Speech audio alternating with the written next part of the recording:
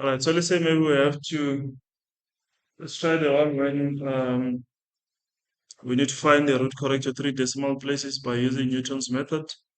If if if we're given f of x is equals to x cubed plus 2x minus 2, so we need to uh, find the root correct to three decimal places. So let's say for an example, they state that for the root or if f of x is equals to 0, the root or the function when f of x equals to 0 has a root which is between it's between 0 and 1. So which means you have something like this. I can say maybe um, let me just put x1 plus x2, but I want let me give them names x1 plus x2. Then we need to divide it and get the initial value. But I'll call that x1 at the end, the initial value. So from there we know they said that x1 is 0 is between 0 and 1. So you need to average them and divide by 2. So therefore get our initial value, the xn, which is equals to, so it's equals to half, isn't it? Or 0.5. Or 0.5. So let's determine the root, which is between uh, 0 and half for this function. So we note that, let's say for the initial value, let me state that maybe give this as x1, the name x1, to use it in the Newton's Taylor's method. So if I say we are looking for x2, the initial value will be x1, therefore minus f of x all divided by, let's say f of x1, f prime of x1. So our initial value that we got to help us to better approximate x2, it is 0.5 or half. Therefore, we say minus to the original equation, we have to substitute. We have to substitute 0.5, it will be to the power of 3. Therefore, plus 2 into 0.5 to the power, oh no, it's just to the power of 1, therefore minus 2. Then we need to divide by the derivative of the function, the part that we didn't do it to derivate. So please allow me, just want to fit it in here. The derivative. Fitting in the derivative here.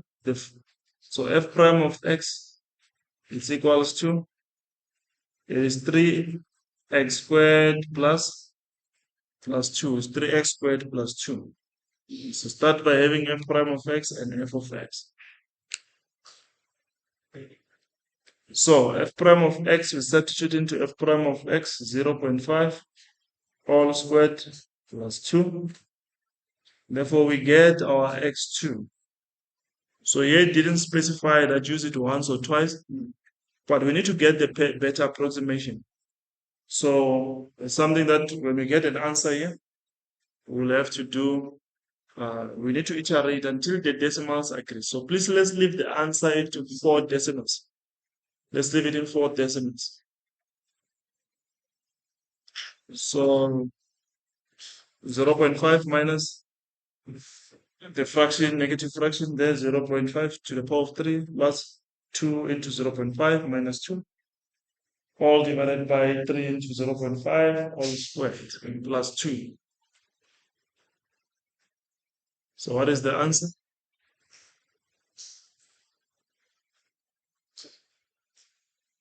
Into 4 decimals. It's 0, 0, 81, 8, 2. It's 4 decimals. I hope we're getting the same answer, 0.8182. Now, cannot conclude and say this is the root. We need to better approximate it perfectly. So we need to do what we call iteration. So now we're going to use x2 as our now initial value now. So which means now we're going to look for x3. We have to calculate for x3. So for x3, we're going to use x2 as our new better approximation. So it says 0.8182 minus. Now we're substituting 0.8. 0.8182 to the power of 3 plus into 0.8182. And therefore, oh, I forgot to multiply by 2. Well, how will I fit it in here? So please multiply by 2 there. The one that I forgot, therefore minus 2. Minus 2. Therefore, we'll have 3 into 0.8182 to the power of 2 plus 2. So please note that here this is 0.8182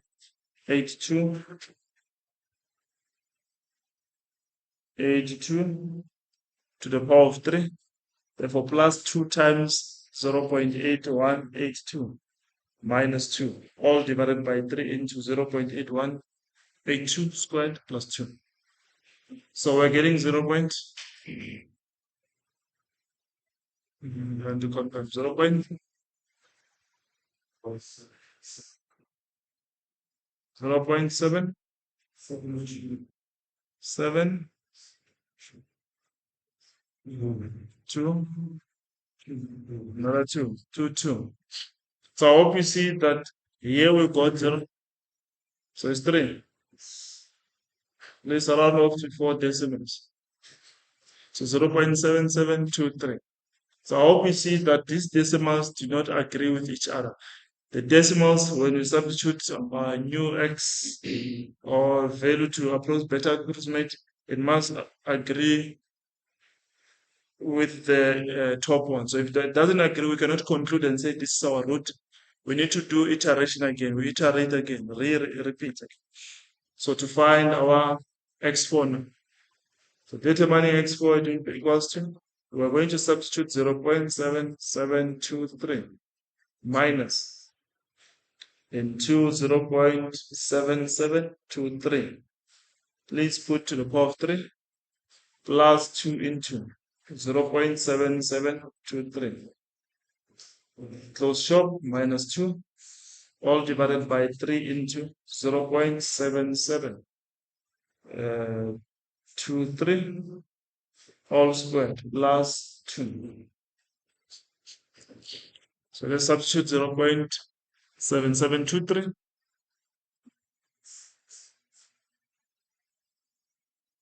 So x4 is 0.7709.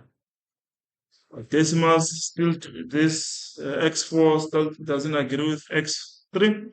We need to iterate until we get the better approximated value. So when we keep on substituting the x value, it has to give us the same solution.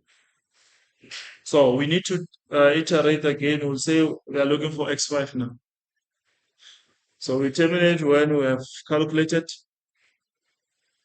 or we have better approximated to say. So we have 0.7709 minus into 0.7709. The power of 3 plus 2 into 0.7709 minus 2, all divided by 3 into 0.7709 all squared plus 2. So x5 we're getting, so we're getting 0.709. Therefore, we can conclude that our better approximated root, it is equals to 0.7709. So that's how we do approximation or better approximated value of the root by using the Newton's-Raphson method, Newton's-Taylor method, and we iterate it. I hope it's clear. So how and why do we have to repeat? So it must agree the decimals. That's why even when you want x6 now, you substitute, it will be the same thing. It gives you 0.7709.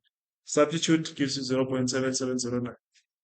Even if you wanted x15, it will be the same 0.779.